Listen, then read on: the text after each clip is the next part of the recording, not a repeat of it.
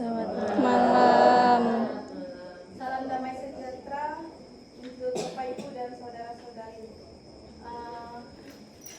Pertama-tama saya ingin memperkenalkan diri terlebih dahulu. Perkenalkan, nama saya Monika Oktaviana Kurniawati, biasanya dipanggil Monika. Halo Monika. Halo Monika. Asal dari mana? Saya berasal dari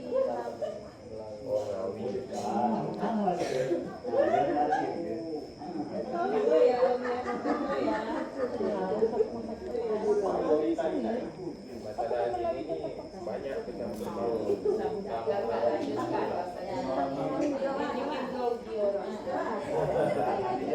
kita lanjut.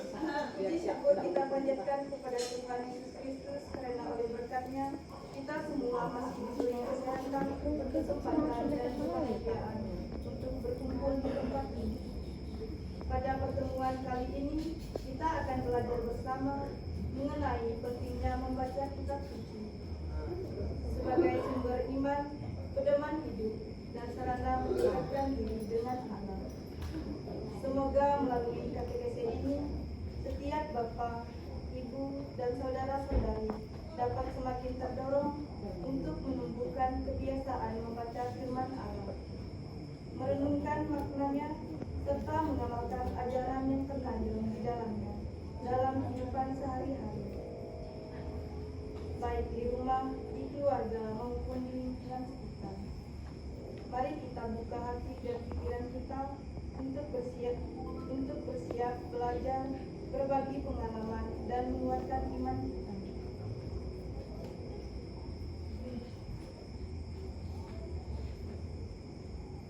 Sebelum itu kita menyanyikan lagu pembukaan.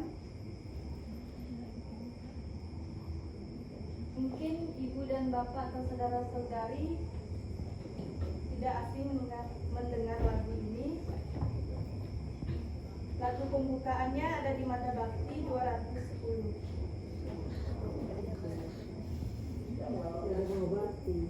Mulai ya, mulai ya.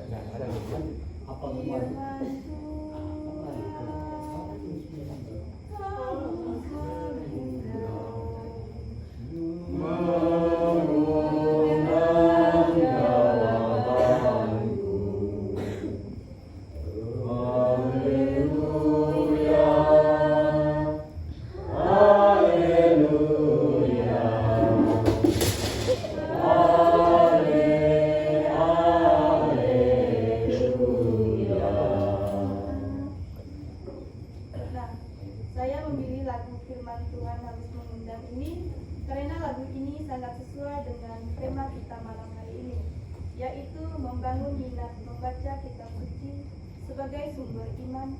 Melalui lagu ini kita diajak untuk membuka hati dan mendengarkan suara Tuhan yang lembut mengundang kita agar semakin mencintai dan merenungkan sabdanya setiap hari. Sebelum memulai rangkaian kita pada malam hari ini, kita berdoa terlebih dahulu. Sebelum itu, kita angkat tanda kemenangan kita Yesus Kristus dalam nama Bapa dan Putra dan Roh Kudus. Amin. Selamat malam Tuhan Yesus yang penuh kasih. Terima kasih atas kasih-Mu yang selalu menyertai kami, dan terima kasih karena Engkau telah memanggil kami untuk berkumpul hari ini, mengikuti kegiatan KTKC, serta telah memberikan firman-Mu yang hidup sebagai pedoman dan sumber kekuatan bagi kami. Bimbinglah hati dan pikiran kami pada pertemuan malam ini. Tuntunlah kami untuk selalu tertarik membaca kitab suci, memahami makna ayat-ayat yang Engkau sampaikan, dan menerapkannya dalam kehidupan sehari-hari. Semoga setiap ayat yang kami baca menjadi cahaya yang menuntun langkah kami, menguatkan iman, dan menumbuhkan kasih kepada-Mu serta sesama kami. Demi Kristus Tuhan dan Penentara kami. Amin. Bapa dan Putra dan Roh Kudus. Amin. Baik Bapak Ibu, saudara-saudari yang terkasih, Malam hari ini kita bersama-sama akan merenungkan tema membangun minat membaca kitab suci sebagai sumber iman. Seringkali kita dengar kata kitab suci. Pasti kita selalu tertuju pada hari Minggu saat kita mendengar bacaan dari pastor ataupun lektor. Kadang kita terpikir seperti ini, kenapa sih harus membaca kitab suci? Sedangkan kami kan sudah mendengarnya dari pastor ataupun lektor. Dan tidak perlu mendengarnya lagi di rumah. Padahal sebenarnya Tuhan itu mau berbicara kepada kita secara pribadi. Dengan kitab kita bisa berbicara pribadi dengan Tuhan. Saat kita membaca kitab suci sendiri, seringkali kita menemukan ayat yang pas sekali dengan keadaan kita. Entah saat kita sedih atau bingung, disitulah kita selalu merasa Tuhan hadir dan menuntun kita melalui sabdanya.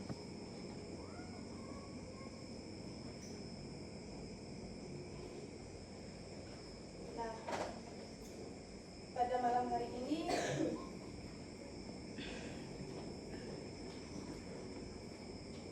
kita ada sebuah bacaan yaitu dari kitab Yosua.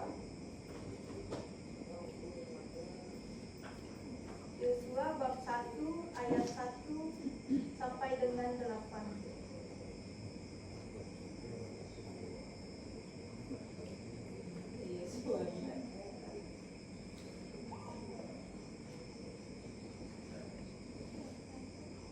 Yosua bab 1 ayat 1 sampai dengan 8.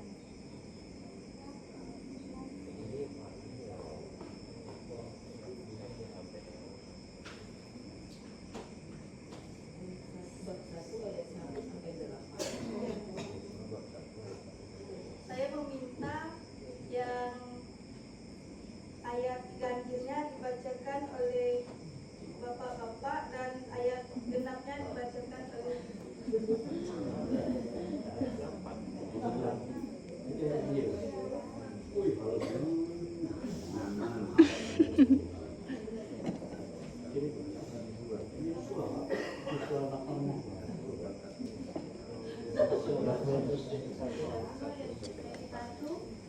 ayat 1 sampai 8. ayat 1.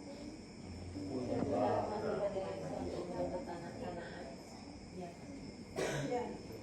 Jika Tolong pegang ini. baca yang ayat ganjilnya bapak-bapak dan ayat genapnya ibu-ibu. Mulai. Sesudah Musa hamba Tuhan itu mati, berfirmanlah Tuhan kepada Yosua bin Nun, abdi Musa itu, demikian Hambaku Musa telah mati, sebab itu bersiaplah sekarang, seberangilah sungai Yordan ini, engkau dan seluruh bangsa ini, menuju negeri yang akan kuberikan kepada mereka, kepada orang Israel itu. setiap tempat yang akan diinjak oleh telapak kakimu, kuberikan kepada kamu, seperti yang telah kujanjikan kepada Musa. Dari padang gurun dan gunung Libanon yang sebelah sana itu, sampai ke sungai besar, yakni sungai Efrat, seluruh tanah orang Het, sampai ke laut besar setelah matahari terbenam, semuanya itu akan menjadi daerahmu. Seorang pun tidak akan dapat bertahan menghadapi engkau seumur hidupmu, seperti aku menyertai Musa. Demikianlah aku menyertai engkau. Aku tidak akan membiarkan engkau dan tidak akan meninggalkan engkau. Kuatkan dan teguhkanlah hatimu, sebab engkaulah yang akan memimpin bangsa ini, memiliki negeri yang kujanjikan dengan bersumpah kepada nenek moyang mereka, untuk diberikan dan kepada mereka. Hanya kuatkan teguhkanlah hatimu dengan sungguh-sungguh, bertindaklah hati-hati sesuai dengan suruh-Mu yang telah diperintahkan kepadamu oleh hamba-Mu Musa. Janganlah menyimpang ke kanan atau ke kiri, supaya engkau beruntung dimanapun engkau pergi. Janganlah engkau lupa memperkatakan kitab Taurat ini, tetapi renungkanlah itu siang dan malam, supaya engkau bertindak hati-hati sesuai dengan segala yang tertulis di dalamnya. Sebab dengan demikian perjalananmu akan berhasil dan engkau akan beruntung. Baik, terima kasih kepada Bapak dan Ibu yang telah membantu saya dalam di sini. Saya mempunyai beberapa pertanyaan.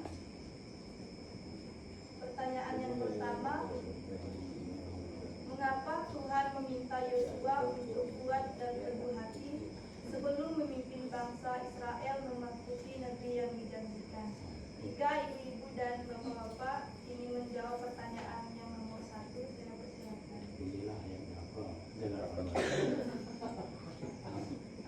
Jawabannya ada dalam ayat berapa? Apa pertanyaannya tadi? Pertanyaannya apa? Mengapa Tuhan meminta Yosua untuk kuat dan teguh hati sebelum memimpin bangsa Israel memasuki negeri yang dijanjikan?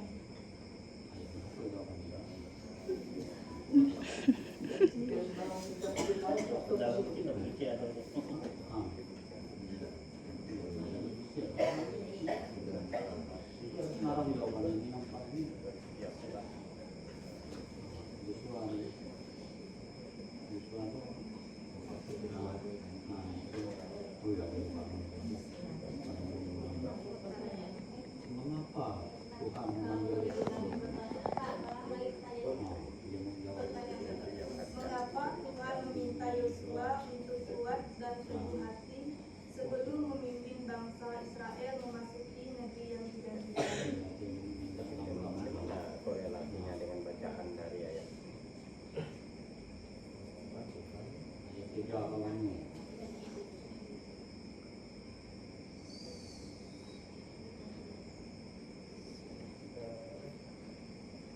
Perjalanan Musa. Ya, korelasinya Korelasi berjalan dengan Musa. Sementara ini topiknya Yosua. ya, Berapa lama? antara pertanyaan dengan bacaannya korelasinya itu agak jauh.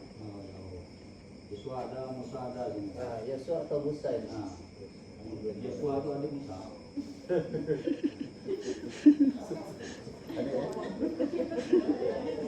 Musa hamba Tuhan itu mati. Oh, berarti setelah Musa mati muncul Yosua. Makanya yang ada. Sesudah Musa mati,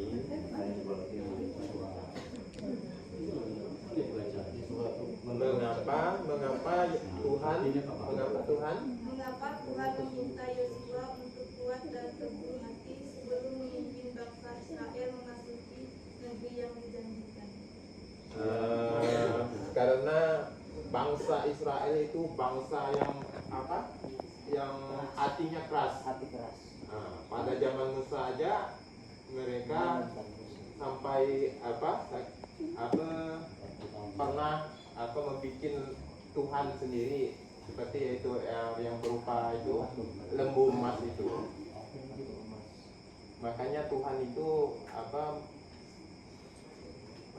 meminta supaya sesuatu kuat seperti Musa, karena sini kan Musanya udah tidak ada. Musa tidak ada, ganti Yosua. Zaman Musa aja umatnya berani melawan itu, istilah melawan apa yang difirmankan Tuhan untuk kepada Musa untuk menuntun mereka ke tanah Israel. Maka Yosua itu memang sama Tuhan supaya harus kuat gitu. Musa yang kuat aja masih bisa dilawan, istilahnya masih bisa dianu sama umat Israel. Oke, itu. Terima kasih Pak.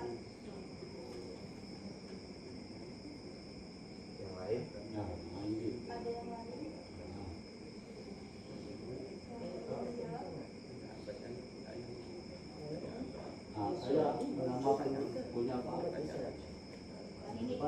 ini itu ya nah di Israel dari dulu sampai sekarang itu memang terjadi yang Israel itu biasanya dengan lainnya tantangan alamnya besar, padang tandus sehingga kehidupan keras. Kehidupan manusia itu keras. Bisa jadi barangku adalah barangmu, kadang-kadang nyawa tidak berharga. Terhadap perilaku umat Israel yang seperti ini dibutuhkanlah pemimpin yang tangguh. Ya seperti di sini Pak Nabi Yosua. Nabi Yosua itu ternyata lahir tidak langsung menjadi nabi. Dia menjadi nabi setelah besar, setelah diberi karunia, setelah diberi kekuatan, sehingga Tuhan mampu memperingatkan dia. Hai Yosua, kuatlah kamu untuk memimpin Israel. Karena Israel itu seperti ini imannya, ya. Keras tadi kata pada nikah. Saya menyebutnya aku dan kamu itu kadang-kadang tidak berharga, sehingga menimba barangkali pernah terjadi di sana. Jadi siapa yang kuat itu yang bisa bertahan hidup, siapa banyak akalnya itu yang bisa hidup.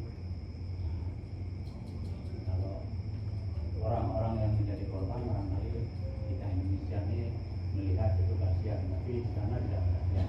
Pada zaman itu ya, itu dugaan saya dari bacaan kitab Perjanjian Lama sampai Perjanjian Baru awal itu selalu mengisahkan kekerasan kehidupan orang Israel dan sekitarnya. Kadang-kadang saya berpikir dalam kitab suci dan Alkitab itu menulis peperangan, menulis kekejian, menulis kekerasan gitu ya. Idealnya yang tertulis itu ada panduan. Dan panduan itu hanya terlihat di Perjanjian Baru. Kalau saya membaca kitab Perjanjian Baru mungkin saya bisa langsung mencerna. Tapi kitab Perjanjian Lama saya tidak bisa mencernanya. Karena banyak sejarah, banyak nama manusia, banyak kejadian dan lain sebagainya, sehingga saya melihat itu seperti sejarah saja. Ya, tapi bagi orang kita Kristen dan Katolik ini melihat dan mengakui itu sehingga dimasukkan ke dalam bagian kitab suci atau Alkitab. Singkatnya itu, ya, karena kekerasan hati umat maka dibutuhkan pemimpin yang kuat. Untuk menjadi pemimpin yang kuat itu Tuhan telah mempersiapkan Yosua. Begitu.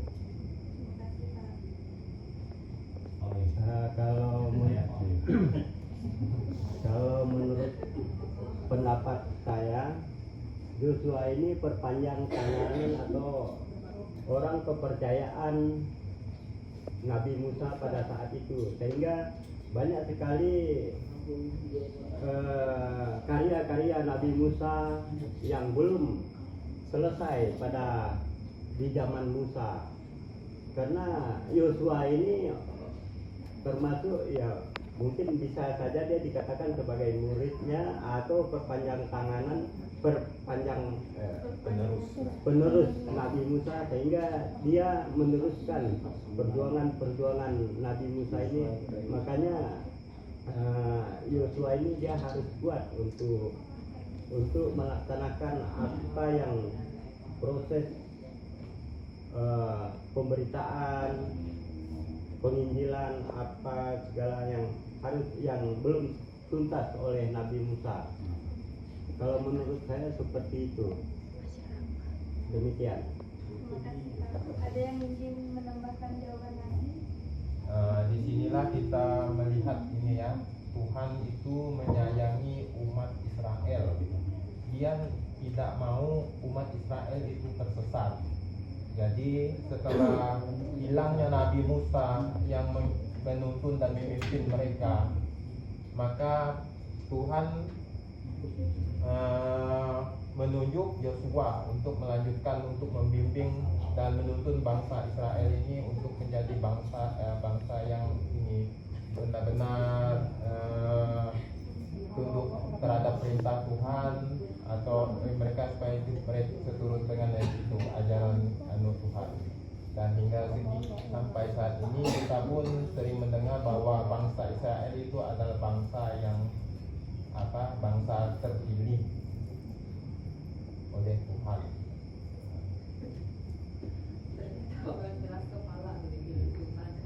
Ya, perbandingan Israel dengan Palestina aja beda itu dari segi tanah.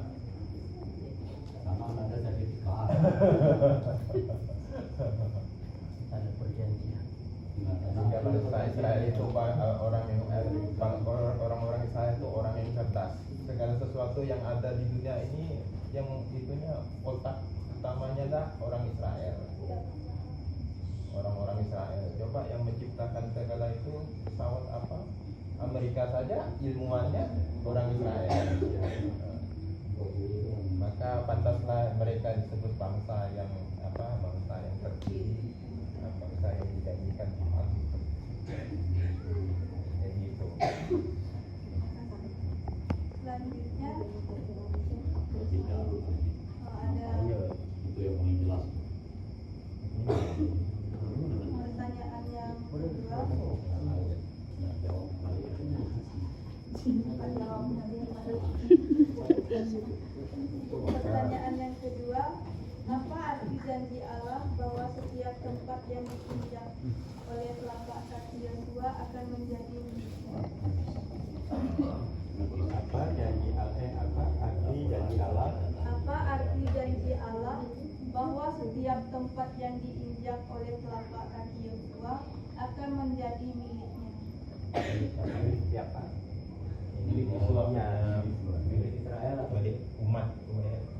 Ialah milik bangsa yang Miliknya atau Israel atau milik Allah?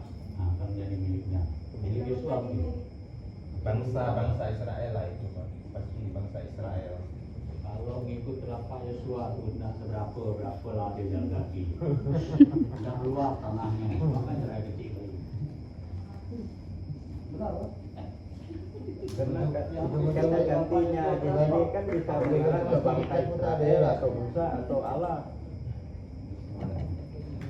Tapi lampa dia rusak ya. Dia langkah dia panjang, Ah. besar. Di mana dia berpijak di situlah. Nah itu kiasan saja. Nah, kiasan aja. Kiasan. Nah, Kata soal ini. saya muter-muter jawab Bapak Nahas. Ini kalau Pak Ketua ngomong itu untuk muka.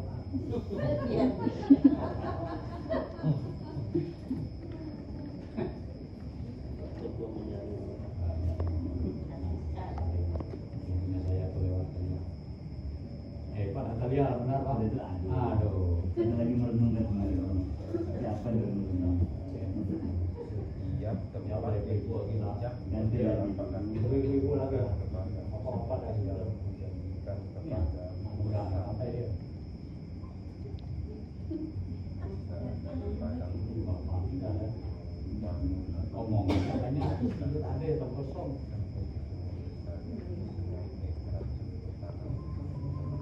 Nah, itu ayat 9 Pak. Jawabnya ayat 9. Injak kaki Yosua bin Nun. Mungkin Joshua waktu itu tuh istilahnya Musa kan pada waktu itu kan memimpin bangsa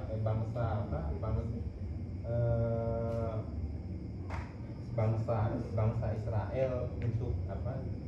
Nah, saya juga nggak ingat persis bangsa Israel itu awalnya dari mana. Jadi Musa tuh menuntun bangsa itu menuju ke tanah Israel, tanah atau tanah perjanjian, yaitu tanah perjanjian atau yang lebih kita kenal sekarang Israel, dalam kitab suci pun sering disebut Israel. Nah, mungkin Yosua pada waktu itu mungkin dia tuh menuntun bangsa itu mungkin di sekitaran Israel ini. Di sini kita di dalam kitab suci kan ada dia sebut sini di sebelah mana, Lebanon mana tadi? Setiap tempat yang kuinjak oleh telapak kakimu kuberi kepada kamu, seperti yang telah kujadikan kepada Musa dari padang gurun dan gunung Libanon. Saya pun nggak tahu persis petanya di sini disebut Libanon, mungkin Israelnya sebelah mananya Libanon kita nggak tahu, berarti mungkin utara Libanon. Nah, berarti kan mungkin Yosua itu menuntun itu di sekitar situlah, makanya ditetapkanlah istilahnya Israel. Di Israel itulah itu Yosua itu menuntun bangsa mungkin itu. Ada yang ingin menambahkan lagi pertanyaannya? Jawabannya. Apa tadi pertanyaannya? Apa arti janji Allah bahwa setiap tempat yang diinjak oleh telapak kaki Yosua akan menjadi miliknya? Iya, apa Ya kita mungkin apa tidak mengukur seberapa jarak tanah yang diinjak Yosua. Ya, tetapi kalau Yosua berjalan 40 tahun seperti Musa, kan bisa juga wilayah. Nah, tetapi mungkin maknanya bahwa tanah yang diinjak itu karena tadi dia adalah nabi, ya menjadi tanah yang diberkati. Nah, seberapa jauh mungkin bukan cuma telapaknya yang menginjak, tetapi gaungnya sampai kemana, gitu. Sehingga itulah yang menjadi tanah Israel. Ya. Nah, kita tidak tahu, tadi saya bilang tidak tahu berapa lama Yosua ini berjalan bergerilya sehingga membentuk sebuah wilayah, barangkali seperti yang ditanyakan itu, ya. Sehingga tanah yang diinjak itu menjadi milikmu, ya, menjadi milik mungkin orang Israel, atau zaman itu menjadi milik Yosua dan anak buahnya dan umatnya. Gitu. Seberapa luas kita tidak bisa mengetahuinya, tetapi mau mengatakan kepada kita bahwa apapun yang menjadi harapan Tuhan melalui Nabi Yosua ini, nah, di situ dipertegas melalui bumi yang diinjak Yosua, itulah negerimu. Artinya betapa pentingnya Yosua, ya, tanah yang diinjak itu adalah berkat, dan berkat itu menjadi dan berkat orang Israel yang itu. Saya kira itu. Tadi saya pura-pura saja bukan dimensi telapak Yosua menjadi besarnya luas suatu wilayah Israel. Musa itu berjalan dari Mesir 40 tahun. Itu lewat. Musa itu lewat. Karena Palestina itu kan di pinggir laut. Ya, di pinggir laut itu mungkin bukan laut apa ya yang dibilang Musa itu. Nah, tapi Palestina itu di tepi laut.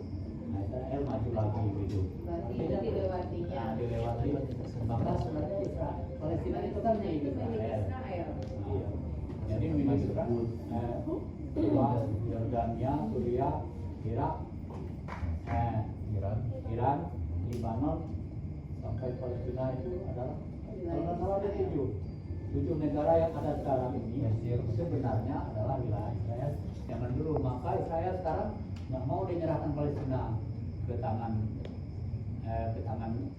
orang Palestina itu sendiri, karena sesungguhnya itu wilayah dia.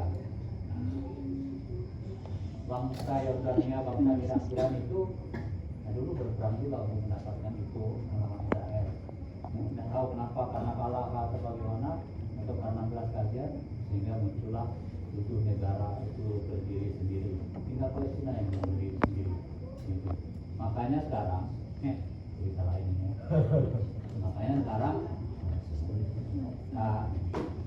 Yordania, Suriah segala macam itu yang 7 tadi tidak mau melawan Israel karena mereka sama-sama tahu sejarah masing-masing bahwa ya berkumpul dengan Israel.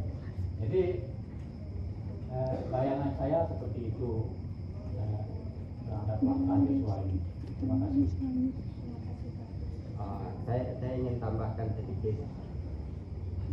Karena kan bangsa Israel ini kan bangsa terpilih. Jadi berdasarkan Bapak sudah menjawab itu tuh zamannya Israel yang bolehlah dikaitkan dengan kehidupan kita sekarang ini. Arti yang di apa namanya yang dikatakan di dalam kitab suci itu, kalau tanah yang diinjak itu akan menjadi berkatmu.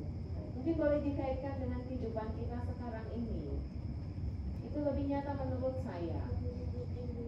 Setelah Bapak Ibu berbicara tentang apa namanya yang di dalam kitab suci, karena pertanyaannya tadi itu kepadanya kan, tidak tahu itu kepada Allah atau kepada Yosua. Mungkin boleh kita kaitkan dalam kehidupan kita sehari-hari. Begitu terkait dengan tanah yang diinjaknya itu akan menjadi miliknya begitu. Mungkin boleh dikaitkan dengan kehidupan kita. Mungkin dalam kehidupan sehari-hari, mungkin yang dimaksud tempat yang diinjak Yosua ini seperti kita misalnya kita ini Ibarat kata zaman dulu orang tua kita beladang lah, di mana dia membuka hutan, disitulah jadi miliknya. Kemungkinan seperti itulah. Sekarang itu kita tidak menyaksikan para nabi lagi. Kita nih kalau mau kita percaya Yesus saja bukan karena kita melihat Yesus, tapi kita percaya Yesus karena kitab suci. Nah, sekarang kita paham. Pewartaan Injil, pewartaan Nabi Yosua ini adalah sebuah kata dan sebuah firman, kalau boleh disebut seperti ini, yang boleh kita dengar sampai di balik lemang ini. Maka itulah langkah Yosua, langkah Yosua yang ada di balik lemang, karena kita mendengarkan firman-Nya, karena kita membaca kitab suci. Tidak mungkin lagi Yosua melangkah ke sini, dia sudah meninggal, walaupun masih hidup di awang-awang sana. Dia tidak melangkah lagi, terbang. Jadi tidak ada langkah. Tetapi firman-Nya itu yang kita dengar melalui Alkitab itulah langkahnya. Itu menurut saya. Artinya Tapi itu nubuatan. artinya begitu, ketika kita bisa meneladani dari ketaatan dan kepatuhan dari Yosua, sehingga ia dipilih, sehingga ia diberkati. Mungkin teladan itu yang boleh kita ambil begitu dari Nabi Yosua. Ketika taat, ketika kita patuh, maka akan kita diberkati. Begitu ya? Begitu ya? Oke. Mauli, Ya. aku bertanya kepada kita semua di sini. Aku Dijawab. Aku masih bingung. Dulu asal muasal kenapa lah orang Israel tuh tiba-tiba di tanah Mesir, kalau kita baca dari kitab Keluarannya. Terus asal muasalnya ini di mana orang Israel ini? Kalau di kitab Keluaran itu Dulu Pastor Greg itu pernah menjawab pertanyaan yang sama. Ya, detailnya pastor lagi. saya masih ingat jawaban Pastor Greg itu. Nah, mungkin ya, apa orang Israel lalu ke Mesir sana macam tak ada negeri sendiri? Gitu. Belum tentu jawabannya apa? Jawabannya adalah ketika zaman itu pekerjaan kehidupan itu susah, ya mungkin Mesir lebih baik, sehingga orang Israel itu berduyun-duyun ke bekerja di sana menjadi imigran. Nah di sana kan menjadi budak, segala macam, ya tidak ada yang menjadi pejabat. Yang oleh Tuhan lihat betapa menderitanya orang Israel hidup di perantauan. Maka diutuslah Musa itu untuk membebaskan orang Israel itu terus kembali. Lewat air atau air. Iya. Karena Mesir itu bukan tanah terjadi. Yang tanah terjadi itu Israel. Kenapa Israel itu sudah ditakdirkan sejak dunia diciptakan barangkali? Ya, orang-orang pilihan itu adalah orang-orang Israel. Pada zaman susah menjadi penduduk Mesir. Romo Greg menjawab seperti itu dan saya. Itulah ya. Ini Romo Greg. Dia masih gitu. Itu jawabannya. Oke, kita lanjut. Lanjut aja. Kak, lanjut ya. Lanjut. Nah, supaya tidak lebih dari setengah jam. Nanti Pak Ketua panjang jengkotnya nanti. Bersingkat saja. Ingat nanti berdiri ingat Pak Ketua. Baik, dari bacaan kitab suci saya dapat menyimpulkan beberapa hal penting yang bisa kita renungkan bersama. Dalam bacaan Yosua bab 1 ayat 1 sampai 8 menekankan pentingnya membaca, merenungkan dan menghayati firman Allah. Firman Allah menjadi pedoman yang menuntun, menguatkan dan membimbing kita dalam menghadapi tantangan kehidupan. Dengan terus membaca dan merenungkan kitab suci, kita belajar bertindak dengan hati yang teguh, memegang janji Allah dan menjalani hidup sesuai kehendaknya.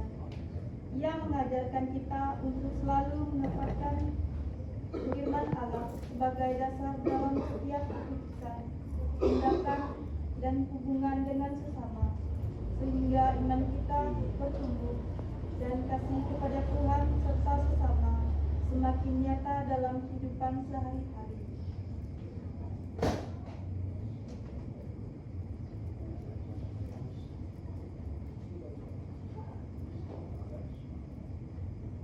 Baik Bapak Ibu, saudara-saudari, setelah kita merenungkan bacaan kitab suci, di sini saya ingin mengajak kita semua untuk melangkah nyata mulai dari hari ini. Kita bisa berkomitmen membaca kitab suci setiap hari. Walaupun waktunya 10 sampai 15 menit, tapi kita membiasakan membaca bersama keluarga itu juga bisa. Sendiri juga bisa. Sorry, nunggu keluarganya anak ini nggak tahu.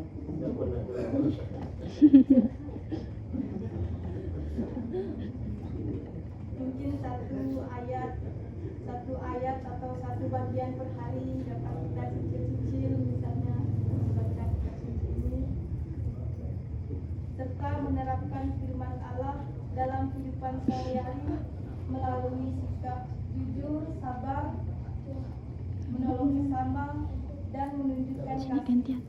Dengan begitu, firman Tuhan tidak hanya kita dengar, tetapi hidup dalam hati kita dan menuntun setiap tindakan.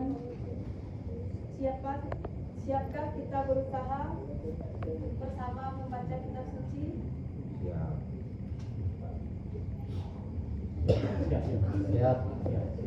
Hari ini ya, siap semua. Hari ini dan seterusnya. Biasa di grup ada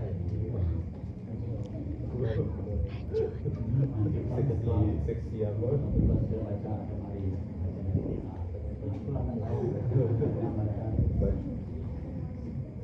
Kan tidak harus sesuai abad hari ini membaca. Tapi Itu lebih baik, tapi kalau menurut yang hari yang lama-lama tidak terbaca. Karena dalam kita perjanjian lama tidak terbaca. Udah masuk memori Pak Ali. Aduh. Masuk memori. Saya itu mau mencoba berapa tahun saya membaca sebuah kitab suci yang mulai kejadian sampai dari awal kejadian sampai baru sampai tahun sudah 4 tahun. Kita hari ini kan ujung-ujung. 4 tahun tuh baru 4 tahun. Belum sampai 2012 itu. Cari penyerat. Belum nyampe perjanjian dengan efektivitas 9%. Artinya menang. Nah, Pak Ali lanjut Pak Ali. Jam 4 setiap saat perkonsen 15 menit. Kita tidak akan Bapak Ibu, meninggalkan saudara-saudara Tuhan. sekalian, pada pertemuan KTKC hari ini kita telah belajar bahwa membaca kitab suci adalah perjumpaan pribadi dengan Allah yang menuntun dan menguatkan iman kita. Semoga setiap ayat yang kita baca menjadi pedoman hidup, mempererat kasih dalam keluarga, dan membimbing tindakan nyata di lingkungan sekitar. Marilah kita terus membaca, merenungkan, dan mengamalkan firman Allah dalam kehidupan sehari-hari. Sebelum menutup rangkaian kegiatan kita pada hari ini, marilah kita berkenan doa penutup. Dalam nama Bapa dan Putra dan Roh Kudus. Amin. Tuhan Yesus yang penuh kasih, terima kasih karena selalu menyertai kami dan membimbing kami melalui firman-Mu. Terima kasih atas setiap ayat yang telah kami baca dan renungkan malam ini. Semoga firman-Mu menjadi cahaya yang menuntun langkah kami, menguatkan iman dan menumbuhkan kasih kami kepadamu serta sesama. Bimbinglah kami agar senantiasa mencintai firman-Mu, menjadikannya pedoman hidup dan mengamalkannya dalam setiap tindakan sehari-hari. Demi Kristus Tuhan dan Pengantara kami. Amin. Dalam nama Bapa dan Putra dan Roh Kudus. Amin. Tapi kita belum kenal semua ya. Dan sudah selesai rekamannya.